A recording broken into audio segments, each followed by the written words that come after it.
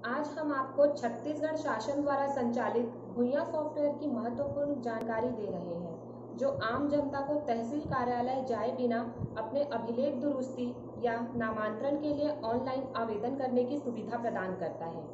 सर्वप्रथम ये हमारे राजस्व विभाग की वेबसाइट है, जिसमें आपको दिख रहा है एक ऑप्शन भुइयां, जिसपे खसरा पाठशाला में आपको जाना है।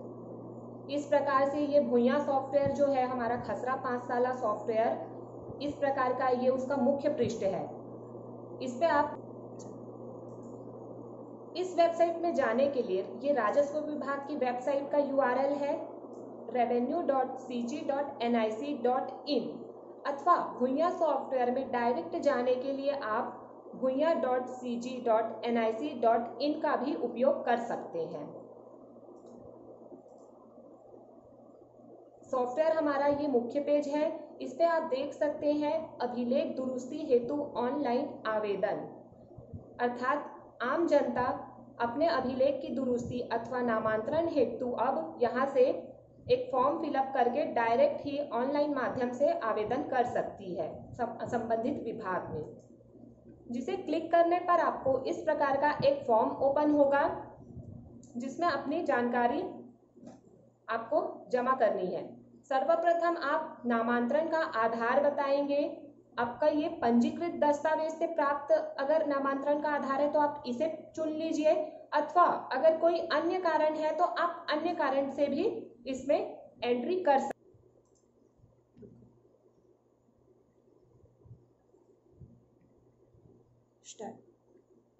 इसमें आपको दो ऑप्शन दिख रहे हैं। पंजीकृत दस्तावेज, अगर आपको अभिलेख दुरुस्ती, अगर आपका कोई खरीदी बिक्री वाला केस है जिसके रजिस्ट्री के कागजात आपके पास है, तो आप पंजीकृत दस्तावेज के माध्यम से अपने रिकॉर्ड अद्यतन हेतु रिक्वेस्ट भेज सकते हैं। अथवा अगर आपका कोई ग्राम पंचायत का प्रस्ताव है, आदेश है, या फिर उत्तराधिकार का केस है, तो आप अन्य ऑप्शन के माध्यम से अपना आवेदन रजिस्टर कर सकते हैं। रजिस्टर्ड, ये एक विभागीय वेबसाइट है। रजिस्टर्ड आवेदन स्वतः ही तहसीलदार अथवा पटवारी को उपलब्ध हो जाएगा, जिसके आधार पर वो वेरीफाई करके आपका अभिलेख दुरुस्ती की प्रक्रिया प्रारंभ कर सकते हैं।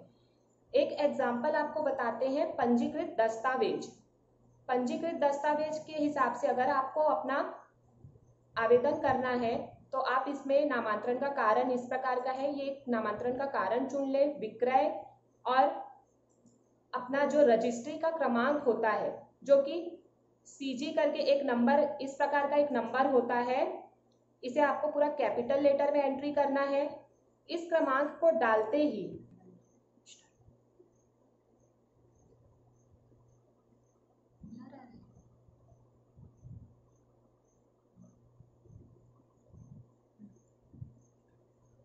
ये जो आपका पंजीयन क्रमांक है, इसे आप अपने रजिस्ट्री के डॉक्यूमेंट्स में देखिएगा, जो CG से स्टार्ट होगा और उसके बाद 16 डिजिट का एक कोड होगा। इस कोड को थोड़ा ध्यान पूर्वक एंट्री करें, क्योंकि इस कोड को डालने के पश्चात आपकी जो भूमि स्वामी की जो जानकारी है वो स्वतः ही इसमें आ जाएगी।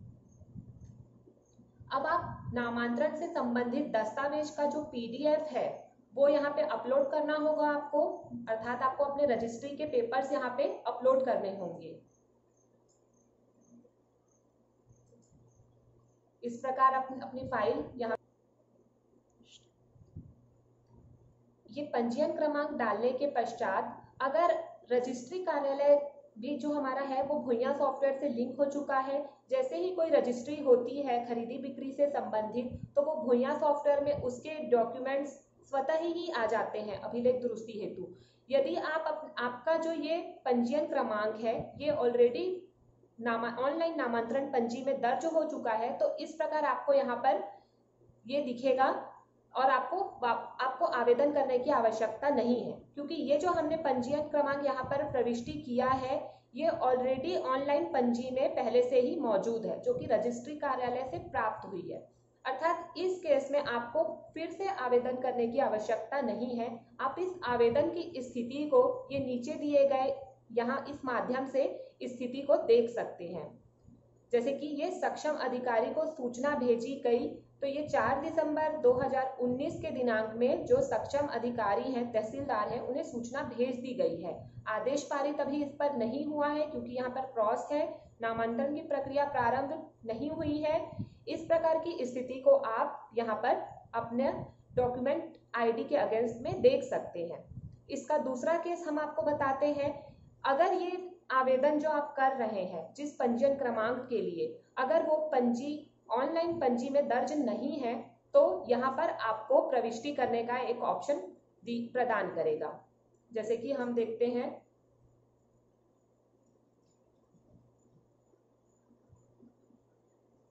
ये एक हमने पंजी क्रमांक डाला,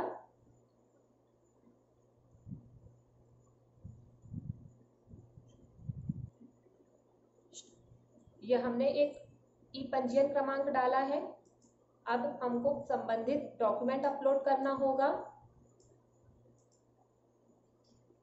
जो कि पीडीएफ फॉर्म में ही अपलोड किया जाना है। इस प्रकार का चूज फाइल करके आप एक अपना जो रजिस्ट्री के डॉक्यूमेंट्स हैं उसे यहाँ पे अपलोड करेंगे, जिससे क्या है, जो आपका जो रजिस्ट्री के पेपर्स हैं वो डायरेक्ट तहसीलदार और पटवारी की आईडी में उपलब्ध हो जाएगा, जिसका वेरिफिकेशन के पश्चात वे अभिलेख दुरुस्ती अपने एंड से कर सकते हैं। ठीक है, ये अपलोड किए गए दस्तावेज है। आप यहाँ एक से अधिक दस्तावेज भी अपलोड कर सकते हैं, 1 बाय 1। अब ये अपलोड करने के पश्चात आपको अपना जिला चुनना है, तहसील चुनना है और किस ग्राम के लिए आप आवेदन कर रहे हैं वो ग्राम चुनना है। जैसे मैं यहाँ पर एक गांव ले लेती हूँ, बीरेझर ग्राम।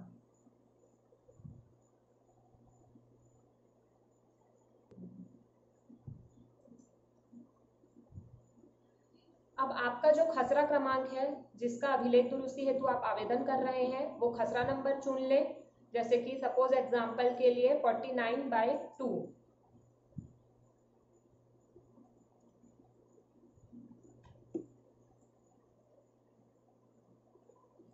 इस प्रकार खसरा नंबर चुनने के बाद इस खसरे के खाते से संबंधित समस्त खसरे यहाँ नीचे में आपको, इस खाते में एक ही खसरा नंबर है इसलिए एक ही आया। अगर एक से अधिक खसरे होंगे तो वो यह सारे खसरे यहाँ पे प्रदर्शित होंगे।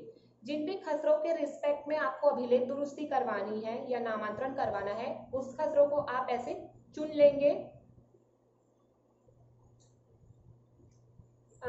इस खसरे में एक ही खसरे थे इसलिए हम कोई दूसरा खसरा चुन के देखते हैं जिसमें एक से अधिक खसरे भी मौजूद हो।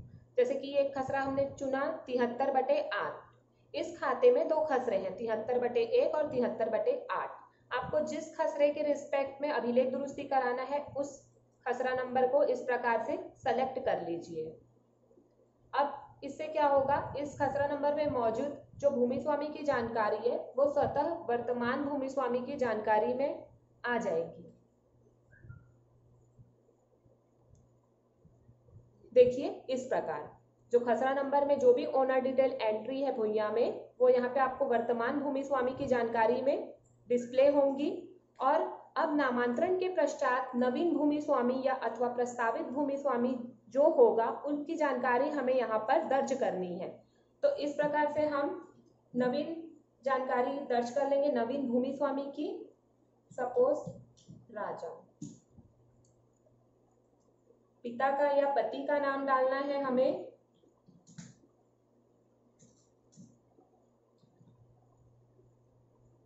रवि, इनका लिंग चुन लेंगे, पता डालेंगे, इनका मोबाइल नंबर डालना होगा। मोबाइल नंबर को आप इंग्लिश में ही डालें।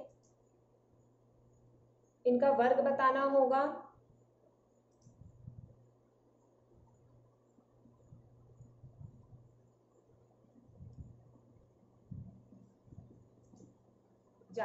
जाति चुन ले और आधार नंबर की प्रविष्टि करें।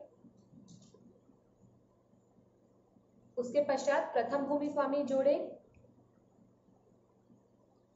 इस प्रकार आप एक एक करके भूमि स्वामी जोड़ लें। इस प्रकार यहाँ पे एक भूमि स्वामी की एंट्री हो गई। अगर एक से अधिक लोगों के नाम पर रजिस्ट्री हुई है तो आप 1 बाय 1 इस टूल के माध्यम से सभी की एंट्री इंडिविजुअल करें। एंट्री करने के बाद यहाँ पर एक वैलिड मोबाइल नंबर अपना दर्ज करें। इस मोबाइल नंबर पे OTP प्राप्त होगा।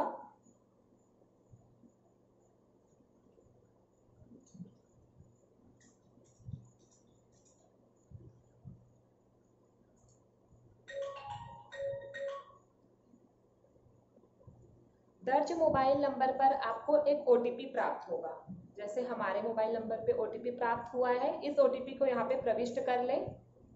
OTP प्रविष्ट करने के बाद जैसे ही आप सुरक्षित करेंगे तो ये जो आपका आवेदन है ये सुरक्षित हो जाएगा और तहसीलदार की आईडी में और संबंधित पटवारी की आईडी में जाकर के उनकी पंजी में दर्ज हो जाएगा।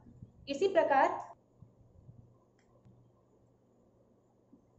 OTP डालने के बाद फाइनली पंजीयन करें पे क्लिक करेंगे।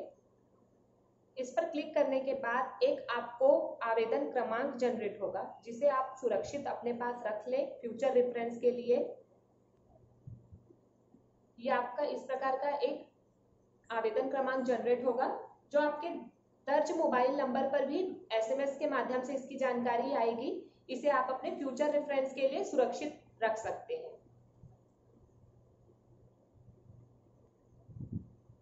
भविष्य में अपने आवेदन की स्थिति जांच करने के लिए कि वो किस स्टेज पर अभी पहुंचा है, आप ये यहाँ पे मुख्य पेज में आएंगे और यहाँ पे देखिए एक अभिलेख दुरुस्ती की वर्तमान स्थिति।